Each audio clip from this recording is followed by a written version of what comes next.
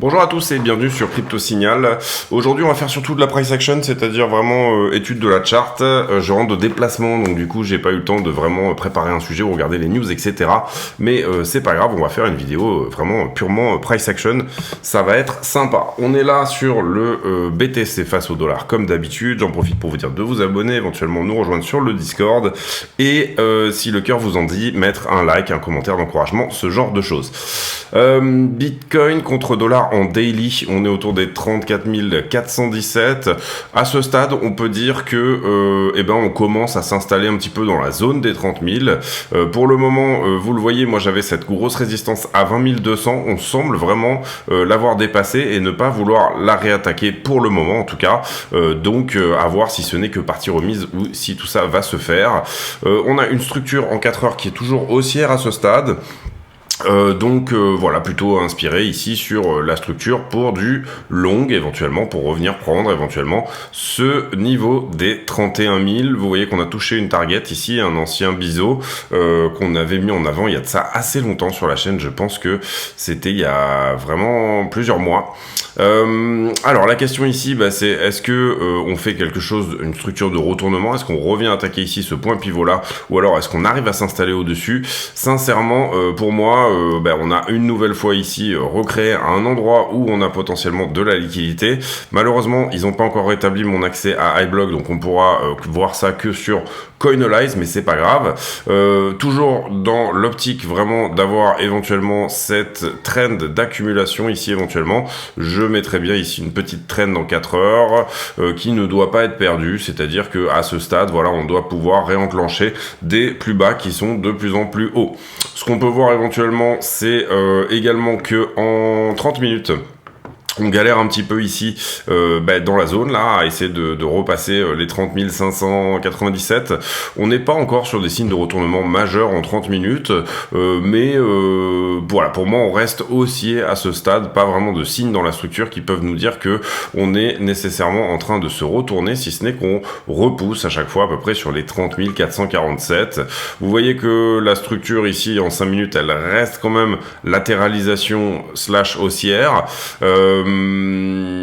Voilà, on va voir ici, vous voyez que ça a corrigé très fort. Quand on était au 31, on est tout de suite assez fort revenu au 29. Donc du coup, à voir si on réaccumule ici dans la zone pour repartir, ou à voir si jamais on se fait rejeter. Vous comprenez ici également qu'il y a un point assez fort que je vous avais déjà mis en avant. Eh bien, c'était du coup par ici, autour du 11 avril, qui, par le passé, a fait beaucoup résistance. Ici, on l'avait dépassé. Vous voyez qu'on fait cette structure de retournement ici, épaule, tête, épaule. Ensuite, on repasse dessous. On crée, ce faisant, cette trend. Et pour le moment, eh bien, on regalère à nouveau à passer ce niveau des 30 004. Donc, on va voir ce que ça dit ici. Pour moi, si on arrive à s'affranchir de ce niveau, c'est plutôt bull. Si jamais on repousse et qu'on perd le niveau précédent, eh bien, j'ai envie de dire attention à vos miches. Parce que là, pour le coup, si jamais on passe sous les 20 796, 29 800, pardon, et à ce moment-là, on a quand même des bonnes chances de venir à minima attaquer la résistance précédente historique qui est au 20 200. Donc voilà un petit peu ici pour la price action, moi en ce qui me concerne sur Bitcoin, ce que j'ai à dire. On va regarder également la stablecoin dominance pour voir si on a éventuellement des signes de d'endroits qui pourraient nous dire, vous voyez qu'on est toujours dans cette trend de distribution ici sur la stablecoin de dominance qui est baissière, donc c'est très bien pour nos portefeuilles. On est désormais autour des 10%, vous comprenez que généralement on a des bonnes chances, on va dire, de venir toucher ici les 8. Ça serait plutôt une bonne chose, je pense que ça mettrait, et vous voyez ici on a la target qui est autour des 8%, je pense que ça mettrait Bitcoin autour des 40 000 $, peut-être potentiellement quelque chose comme ça. Pour le moment, c'est juste un bear market rally. Vous voyez également que ça on avait également prévenu que ça pourrait être le cas. La dominance du Bitcoin qui prend ici une petite tatane vers le bas sur le point boule qui est également un point historique sur lequel en général on a tendance à retracer. Quand Bitcoin arrive au 48,72% de dominance, on a tendance à avoir potentiellement une alt season, ou en tout cas le fait que les altcoins performent un peu mieux que lui. Et en l'occurrence on le voit sur Ether, Bitcoin, qui, pour le coup, là, ici, vous le voyez, on avait dit qu'on était peut-être probablement en bas de quelque chose, puisqu'on semblait trouver support sur ce point des 0,062. Pour le moment, c'est pas tout à fait confirmé, au sens où vous comprenez que la structure est baissière, hein. Ici, sur Ether contre Bitcoin, on a une structure qui est baissière. Tant qu'on n'aura pas repris ici ce niveau des 0,073, on n'aura pas la confirmation. D'ailleurs, si jamais on fait ça, ben, on cassera, vous le voyez ici, cette trend de distribution. Mais je pense que ça pourrait quand même être peut-être quelque chose qui est en train de se mettre dans les tuyaux. Pour le moment, on est en train de jouer avec un support précédent qui donc était devenu résistance, ben juste là en fait, à voir si vraiment on arrive à s'en affranchir fort ou pas. En tout cas, Ether a relativement poussé puisqu'il est à 2100. Là, on short squeeze un petit peu tous ceux qui avaient plus ou moins shorté Shanghai. Et Shanghai, qui je le rappelle, s'est plutôt bien passé. Concrètement, on passe quand même également une résistance historique. Je suis relativement étonné qu'on le fasse tout de suite.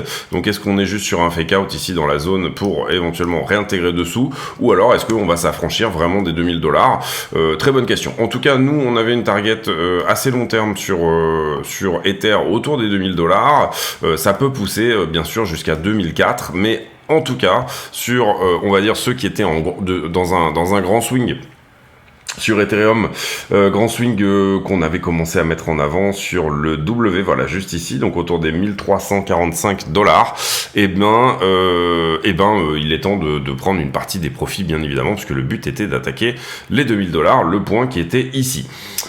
On a parlé également d'un triangle ascendant éventuellement sur Ether, donc on va voir si c'est ça qui se met en place. Si c'est jamais c'est ça qui se met en place, ça veut dire qu'on serait censé repousser ici sur la zone, revenir éventuellement ici tester les 1005, 1006 et ensuite, en gros il manquerait une vague, voilà, pour vraiment faire ce triangle ascendant, il nous manquerait une vague. À voir si on repousse ou pas dans la zone, mais là Ether se porte plutôt bien et vous le voyez également sur la dominance d'Ether, puisque sur la dominance d'Ether, je suis en daily, oui.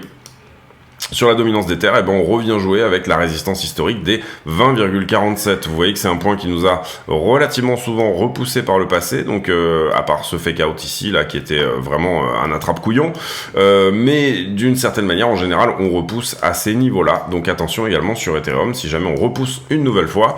Cela dit, moi je suis plutôt bull sur Ether, hein, d'une manière générale, vous me connaissez dorénavant, je serais plutôt content ici qu'on casse par exemple cette épaule tête-épaule inversée, qu'on arrive enfin à passer et à construire sur l'Ethereum dominance, à construire en fait finalement à finir de construire, on va dire, cette séance qui nous donnerait une Ethereum dominance avec quasi, vous le voyez ici, on a 4 targets différentes pour l'Ethereum dominance et la plus haute est à 58% de dominance pour Ethereum. J'avais fait toute une vidéo là-dessus. En tout cas, on peut assez facilement tabler sur 23,75 ou 30% de dominance sur Ether au stade actuel. Et j'avais expliqué également que la Shanghai Update permettait finalement désormais un stacking liquide de fait, et que donc du coup ça pourrait éventuellement intéresser les investisseurs institutionnels que de rentrer sur Ethereum à ce stade, tout simplement parce que Ethereum du coup permet d'avoir du yield, d'avoir un retour, le proof of stake permet d'avoir tout simplement un petit 4% d'intérêt quand vous le stackez, et vous pouvez également en sortir quand vous voulez, donc c'est relativement intéressant. ADA qui pousse assez fort également, hein, Cardano en ce moment, plus 4,22, un Cardano autour des 0,45. Globalement, on va dire que dans les alts qui ont bien poussé également, on a Flux. Flux, moi je suis assez content parce que j'en ai pas mal, et j'en mine Cadena qui a bien poussé aussi 9%, et puis Rose également, SXP qui a bien poussé aussi. Voilà, on est sur les quelques assets dont je vous parle assez souvent. Sur ces assets là, on a quand même relativement bien poussé ces derniers jours. On est en week-end, donc du coup bien évidemment ici il s'agit probablement de prise de liquidité, ou en tout cas de mouvements de retail, pas nécessairement d'institutionnels qui en ce moment sont soit en trade, soit à l'investissement. En ce qui concerne les news, j'ai pas vu grand chose sur le Wall Street Journal, j'ai pas vu grand chose non plus sur Journal du Coin. Ici on a cet article qui nous dit que Bitcoin pourrait aller à 50 000 dollars, voici les points possibles, etc. Principalement des analyses qui datent des deux précédents bull run, on va dire. Voilà, donc du coup j'achète pas forcément toutes ces analyses là. Pour le moment, encore une fois, pour moi on est en bear market rally. Je pense pas qu'on reperdra à nouveau le bottom des 15,4, mais je pense que on pourrait aller entre 38 et 42, en tout cas déjà pour le moment, tablons là-dessus. Bien évidemment, oui, l'ATH sera repris un jour, mais je tablerai bien ici à un moment donné sur un retracement d'une partie de ce mouvement. Là, on reparle encore de Shanghai, vous voyez que c'est assez stable également au niveau des retraits. 13 avril, donc là on a eu effectivement le Shanghai Update et petit à petit effectivement on a du monde qui sort, le nombre d'Ethers stackés étant dorénavant à 17 972 000, on était avant The Merge à 18 millions et 50 000 Ethereum, on va dire que d'une certaine manière les retraits sont pas fuligineux non plus, Ethereum qui est toujours déflationniste sur l'année avec moins 0,25%. C'est-à-dire que la supply d'Ethereum se contracte, ce qui est vraiment une très bonne chose pour nous autres investisseurs. On burn plus d'Ethereum que ceux qu'on rémunère, les stackers, donc les nouveaux Ethereum créés, sont moins nombreux que les anciens Ethereum qui disparaissent. J'étais sur quoi? Sur ça, voilà. The Block, pas grand chose pour moi non plus à analyser, pas grand chose également sur, ici vous le voyez, apparemment Elon Musk, j'ai pas regardé ces sujets-là, mais Elon Musk qui a des plans, j'ai vu qu'il achetait pas mal de GPU, ce genre de choses. On va voir éventuellement comment ça se fait. Et en fait, Elon Musk était plus ou moins déjà early investor. Il était, je crois, seed investor sur ChatGPT, enfin OpenAI si je me trompe pas. Je crois pas qu'il soit sorti totalement au moment où Microsoft avait fait une grosse levée de fonds. À voir. En tout cas, voilà, il est quand même toujours assez souvent dans les bons coups. Pas grand chose non plus sur The Block, pas grand chose non plus sur CNBC. La semaine prochaine, le calendrier économique. Alors, qu'est-ce qu'on aura? Pas grand chose non plus. On aura des indices de manufacturing, des informations sur le marché de l'immobilier, un petit discours de président de la Fed de New York et les job claims du jeudi, les home sales également, donc les ventes de logements, encore des discours de président de Fed de divers États et le PMI. Donc c'est pas une journée très chargée en termes de news économiques. La semaine prochaine, il n'y aura pas grand chose. Et ici, 3 secteurs qui nous disent que bientôt le bull market repartira sur le marché action. On va envoyer la page de pub, on fera la liquidité juste après. Et en attendant qu'on fait la page de pub, je lirai rapidement cet article pour voir s'il y a quelque chose d'intéressant. Voilà, tout de suite. Allez, on y va pour la page de pub. La chaîne est partenaire de 2 exchanges qui sont Bybit et BitGet. Ces 2 exchanges ont fait leurs preuves, ils sont suffisamment liquides à mon sens et ils ont également d'excellentes preuves de réserve. Comment on passe par le lien de la chaîne pour s'affilier sur un de ces exchanges? Tout simplement, on va sur la vidéo, on clique sur la description de la vidéo et là vous aurez 3 liens importants. Le premier étant l'accès au Discord, le serveur qui nous permet de communiquer. Le deuxième étant les liens d'affiliation ici que vous voyez sur Bybit et BitGet. Lorsque vous cliquez sur un de ces liens, vous allez tomber sur une page qui ressemble à ça et là vous allez cliquer sur s'inscrire. À partir de là, vous aurez de toute façon accès au moins 15% sur vos frais de trading quoi qu'il arrive. Pas besoin de faire le reste, on va dire. À partir de là, vous serez de toute façon affilié. Mais vous pouvez éventuellement aller plus loin. Vous pouvez aller plus loin en tout simplement, une fois que vous êtes connecté, votre page de connexion, elle ressemble un petit peu à ça. Et là, vous allez passer votre souris sur votre icône de profil et ça va vous afficher un numéro qui s'appelle le User ID, le UID. Vous copiez cet UID et vous venez sur le Discord, vous présentez ici. Nous, notre Discord, il faut se présenter à l'entrée, c'est-à-dire qu'il y a un filtre, on filtre les gens de manière à éviter les scams et les bots et pour donner des rôles aux gens, c'est-à-dire est-ce que vous êtes plutôt trader, débutant, affilié, etc. Une fois que vous aurez fait ça, vous allez dans le salon demande affiliation et dans le salon demande affiliation, vous allez pouvoir poster votre UID. Et votre UID sera validé ou non comme étant une UID qui est tout simplement affiliée à CryptoSignal. Ensuite, vous aurez accès à un salon privé qui s'appelle Section Affiliée, dans laquelle je poste des graphiques et je poste des analyses, etc. exclusives sur ce salon.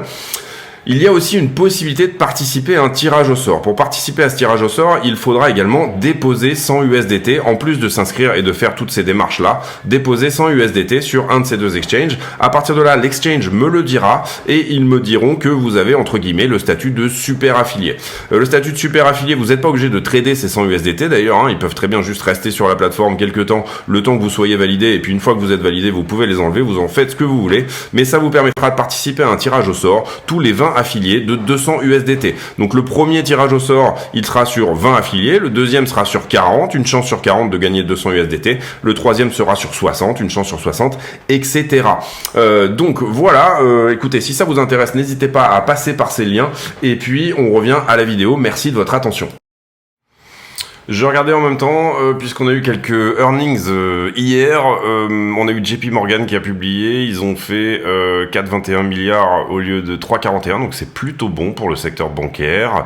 Revenus 38 milliards, et également on a BlackRock qui ont fait 7,95 au lieu de 7,75, revenus très légèrement en dessous, 4,24 milliards. Citigroup, on est au-dessus aussi, donc on voit que les earnings du secteur bancaires ne sont pas si mauvais que ça, en tout cas ceux qui ont été publiés hier. On va voir ici comment ça se dégoupille un petit peu. Donc quand je vous disais qu'il n'y aura pas grand chose sur la semaine économique, il y aura quand même quelques earnings cette semaine, à savoir publication des résultats de banques principalement, hein, Louis Vuitton, etc. Mais je crois que c'est principalement des banques, hein. Tout ce qui est technologie va arriver un petit peu plus tard. Ah, alors là j'ai mis this week, oui, mais évidemment, donc on va mettre next week, autant pour moi. Encore des banques, j'essaye de passer. Bank of America, Netflix qui va publier mardi, United Airlines, Tesla qui va publier mercredi, L'Oréal, Morgan Stanley, US Bankers, donc encore du bancaire, pas mal de bancaires. Donc on suivra quand même ça de près parce que ça peut nous donner des indications sur comment s'est passé le trimestre, tout simplement pour nos amis du secteur financier. On va voir la liquidité. Je vous ai parlé de cet article avant. Globalement, ce qu'il nous disait, c'est que on a 3 secteurs qui performent en général dans les 3 derniers mois d'un bear market, et ce sont la consommation de base, on va dire, le healthcare, donc tout ce qui est santé, et les utilities. Et en gros, visiblement, ces secteurs ont pas trop mal... Enfin, ici, les données nous disent que plus ou moins, ce sont des secteurs qui marquent la fin d'un bear market quand ils recommencent à performer, doucement. Liquidation, 154 millions de liquidés hier. Sur les dernières 24 heures, on a à peu près presque 100 millions sur Bitcoin plus Ethereum, donc c'est relativement important. Autant pour moi, on a 88 millions sur le réseau de test de BTC apparemment. Je sais pas trop d'où ça vient, ça. Et concrètement, on aurait 30 millions sur... donc c'est peut-être un bug là, hein, je sais pas exactement. Du coup, puisque on a Bitcoin et Ethereum ici, ça ferait 30 millions. Ça me paraît un peu pas beaucoup. C'est peut-être un bug où on sait pas. En tout cas, pas mal de liquidation sur Blur. J'ai pas vu l'action de prix, mais ça a dû bouger probablement assez fort. ADA qui a poussé, je vous l'ai dit. Solana qui est toujours un petit peu dans les chouchous du moment en termes d'open interest. Et vous voyez qu'on a liquidé surtout du short. On va aller voir le carnet d'ordre rapidement. Carnet d'ordre qui nous dit que, on n'a pas on a eu des ordres à l'achat ici, hein, qui ont du coup marqué l'arrêt, ici autour des 30 000 $. Donc on avait des ordres qui s'étaient faxés, il a fallu avoir un petit peu de momentum pour faire ce mouvement qui, je le rappelle, nous a passé de 30 800 jusqu'à quasiment 30 000. Concrètement, est-ce qu'on a désormais des ordres qui se faxent entre les deux, là, ici, dans la zone? Non, pas vraiment. Vous comprenez que c'est le week-end, donc c'est normal ici qu'on n'ait pas non plus des ordres incroyables. Les options, on va pas les regarder aujourd'hui. On va aller voir les leviers. Et j'ai vérifié, j'ai toujours malheureusement le même problème avec iBlock, donc il faut qu'il me rétablisse mon accès premium. J'ai ouvert un ticket, j'ai envoyé un email dans ce sens, donc j'espère que ça va vite se rétablir. Ici, vous voyez qu'on a pris ces 2 points là. J'ai pas fait de vidéo hier puisque je le disais, j'étais en déplacement.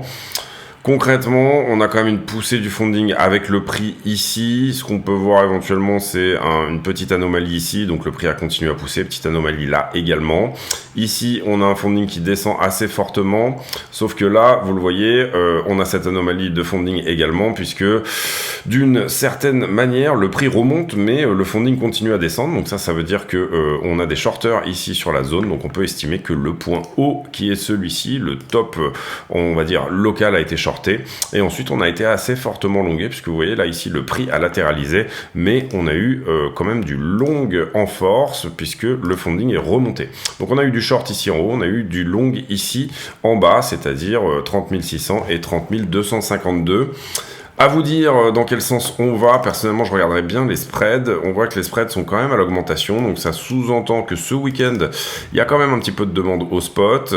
Et on voit également que d'une certaine manière... Hop, je me reprends ici. Vous voyez, là, ici, on était au-dessus des 6,33 milliards d'open interest, un endroit où on a tendance à déleverager assez fortement en général.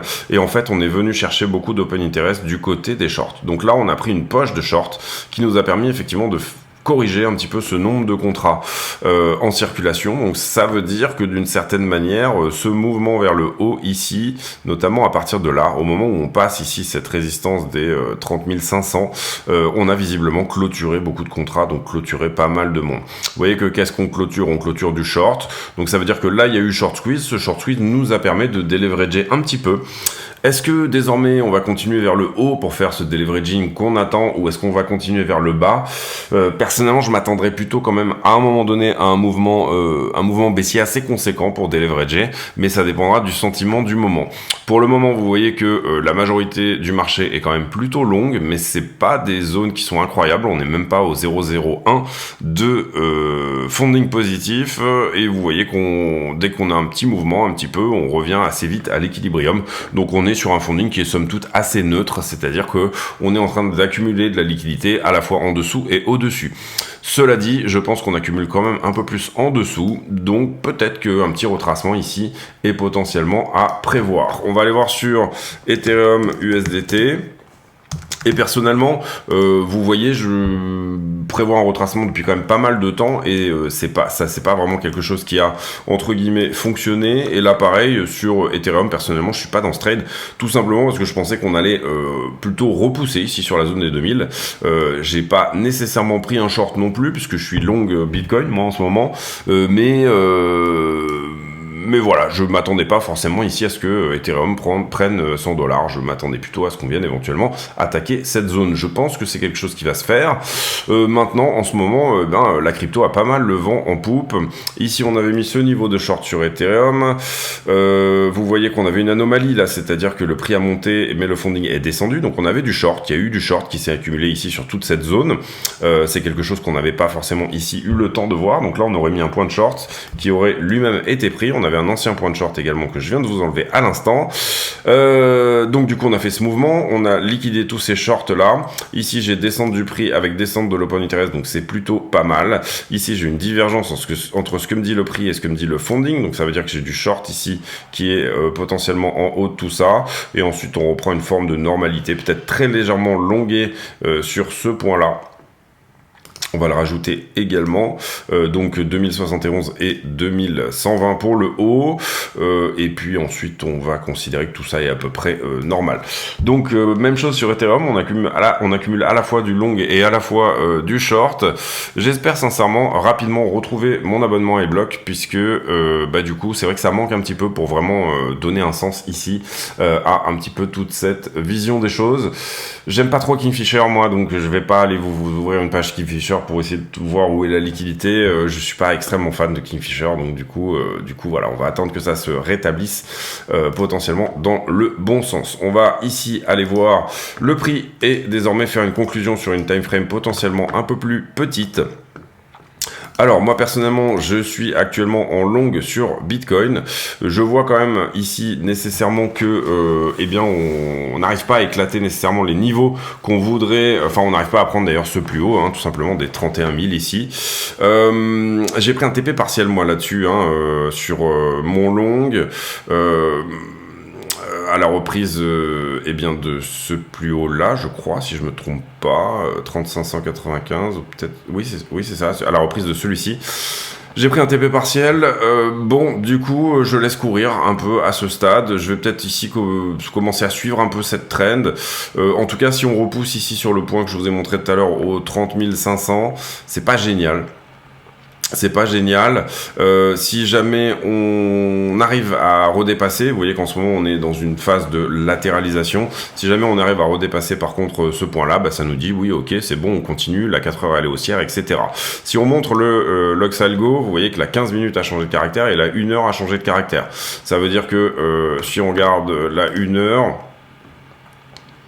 alors, où se trouve le changement de caractère en ce qui concerne le Lux Algo Premium, Price Action, machin? Eh ben, le changement de caractère, Equal Low ici. Donc les Equal Low en général c'est plutôt des bonnes nouvelles, on va dire. C'est que en général ça veut dire que c'est un peu comme un double bottom, c'est-à-dire qu'on a un vrai support ici sur les 30 277 et j'arrive pas à voir en 1 heure où est-ce qu'il nous dit que ça change de caractère. J'ai un plus ici, changement de caractère. Ah oui, d'accord, là. Oui, d'accord. Oui, non. Bah pour moi, non. Pour moi, non. Alors là, bon, c'est un algorithme, hein, mais il considère qu'ici, il y avait un creux majeur en 1 heure et que donc, du coup, il a été perdu. Voilà, pour moi, on peut vraiment ici regarder la 1 heure un peu comme on regarderait la 4 heures, c'est-à-dire, je vois pas nécessairement de perte de creux majeur ici en ce qui me concerne. En tout cas, voilà, c'est ça qui est... C'est pour ça que on est potentiellement ici, eh bien, mieux à être un être humain et à essayer d'avoir une vision des choses. On voit qu'on a un order block pardon, assez conséquent ici au 31 et qu'on a 20% de la valeur ici au-dessous, mais plutôt 63 au-dessus, donc plutôt éventuellement de la valeur à aller prendre en haut. Par contre, la 15 minutes, pour le coup, je pense qu'on peut dire qu'elle a effectivement changé de caractère. Du moins elle latéralise en fait, hein, et on voit très bien ce equal low aussi, donc on voit très bien également ce support là.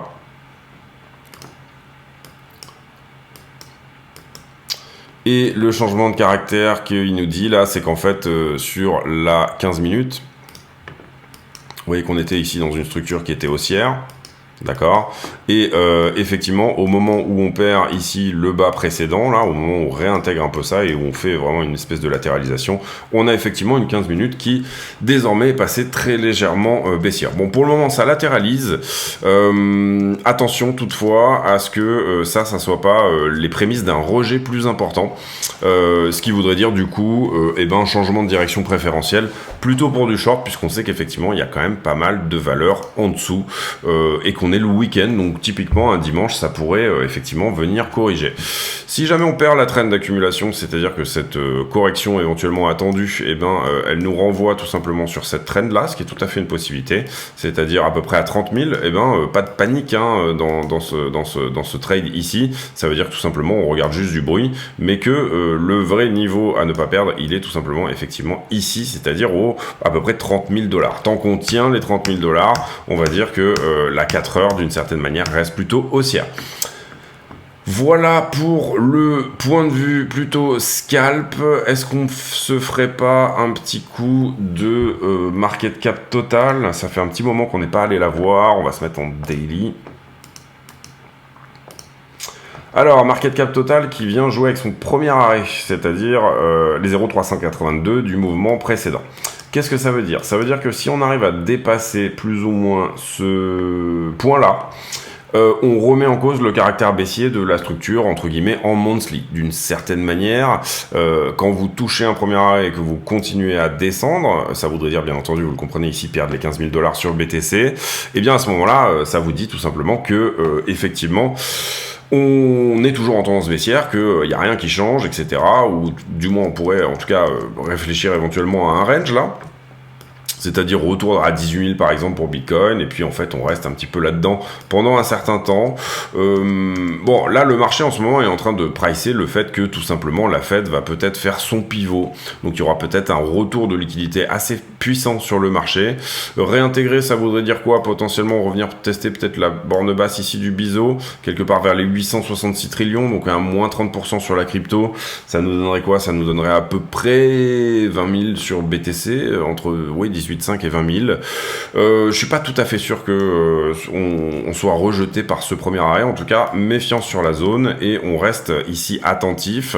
Ça nous rappelle également ici, et ça nous remet bien l'église au milieu du village, j'ai envie de dire, pour nous rappeler que tout simplement, on est quand même ici sur une tendance qui reste baissière hein, en monthly. Et là, pour le moment, oui, on a repris ce point-là. Donc, il y a eu un changement de caractère. Là, vous le voyez ici. Là, on a peut-être une structure de retournement avec cette espèce d'énorme W que vous voyez là. Je vais nettoyer un peu, je vais vous montrer ça.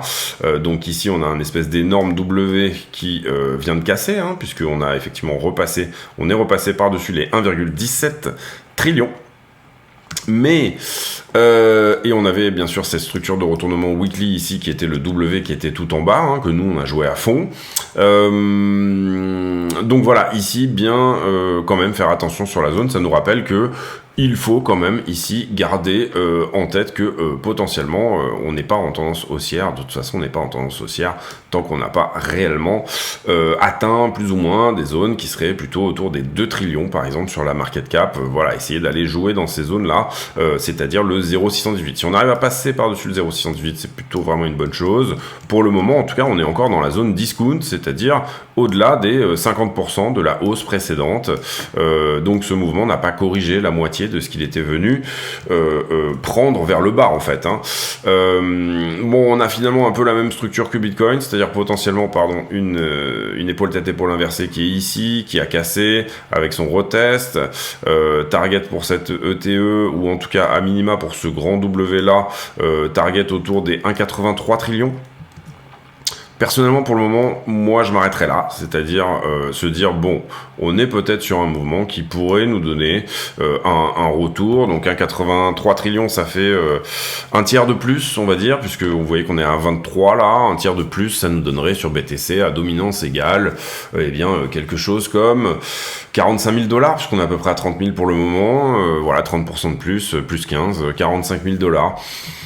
Voilà, c'est vraiment les zones que je vise, moi, 38-42 pour le moment, en tout cas pour cette partie-là. Je pense que dans cette zone, du coup, je commencerai peut-être un petit peu à prendre profit sur mon bag, en tout cas ce que j'ai accumulé en bas, de manière à libérer un peu de cash au cas où. Après, c'est tout à fait possible, bien évidemment, qu'on reparte et qu'on revienne péter des nouveaux plus hauts, les 3 trillions de market cap dominance.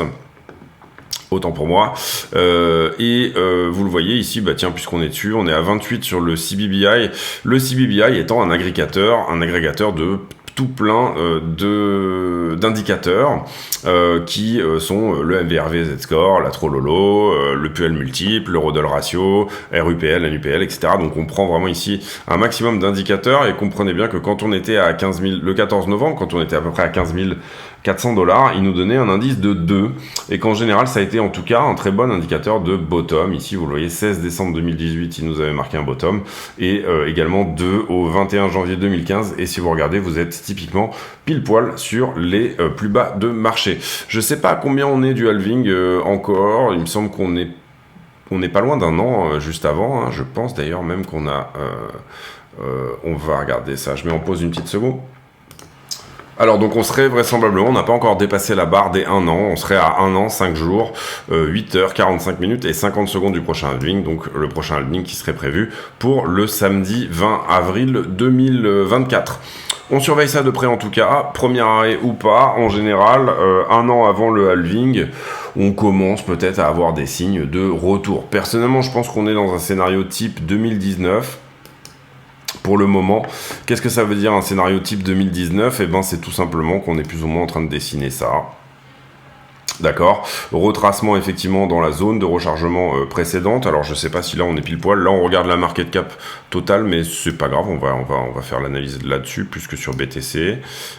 Hop, vous voyez ici on touche le 0,618 légèrement au-delà, et puis on se fait repousser, on revient pas tester le bottom précédent, la structure plus ou moins reste haussière, néanmoins vous voyez ici que, eh bien après il y avait eu le Covid effectivement, hein, la fermeture des frontières, etc., mais vous voyez que quand même on avait marqué une correction où on était revenu au 0,382 du mouvement précédent.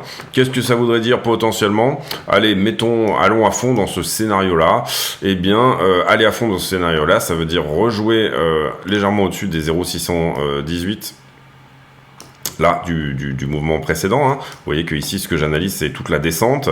2019 on remonte, on retape ici le 0,618 à 0,786, donc ça nous donnerait cette zone là globalement qui pour Bitcoin se situe quelque part encore une fois entre 38 et 45 000 $, admettons, quelque chose comme ça. Et derrière, en fait, retour finalement à peu près au point actuel, voire légèrement en dessous, donc quelque part, encore une fois, dans cette zone-là, ce qui correspondrait, alors bien évidemment, il y a des événements de dominance là, puisqu'on regarde la market cap totale, mais ce qui correspondrait, en gros, sur BTC, à revenir jouer à minima avec les 25 000 $ par exemple, quelque chose comme ça. Donc ça serait assez intéressant, c'est-à-dire on monte, on redivise par 2, donc éventuellement ça nous donnerait une nouvelle fenêtre d'accumulation éventuellement en bas de ça. Personnellement je suis assez fan de ce type de scénario, pourquoi? Parce que on a plus ou moins quand même quelque chose qui ressemble.